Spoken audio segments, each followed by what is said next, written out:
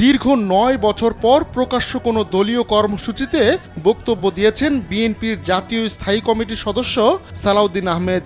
শুক্রবার কুমিল্লা সদর উপজেলার গোমতীতে দক্ষিণ জেলা বিএনপির উদ্যোগে বন্যা কবলিত এলাকার মানুষের মাঝে দলের চেয়ারপারসন খালেদা জিয়া ও ভারপ্রাপ্ত চেয়ারম্যান তারেক রহমানের পক্ষ থেকে ত্রাণ বিতরণ পূর্ব সংক্ষিপ্ত অনুষ্ঠানে তিনি বক্তব্য দেন।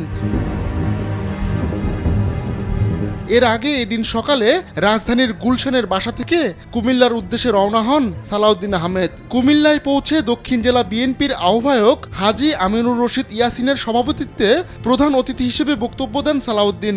বাংলাদেশে কোন শক্ত সমর্থ জনগণের ম্যান্ডেট নিয়ে কোন সরকার বিগত অনেক দিন ছিল না, 15-17 বছর যাবত, যার জন্য তাদের সাথে কোন দর কষাকষি করতে পারে।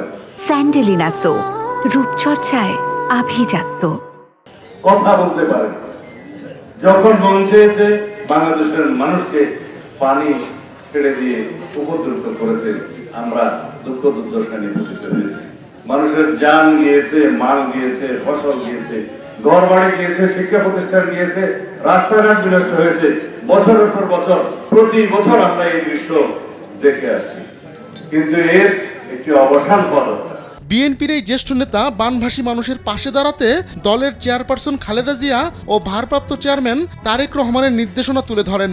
নেতাকর্মীদের উদ্দেশ্যে সালাউদ্দিন আহমেদ বলেন, যতদিনে বন্যা থাকবে ততদিন বানভাসী মানুষের পাশে বিএনপি থাকবে। আপনারা আপনাদের সামর্থ্য অনুযায়ী বন্যার্তদের পাশে থাকবেন। কেন্দ্র থেকেও যতটুকু সম্ভব সাহায্য করা হবে।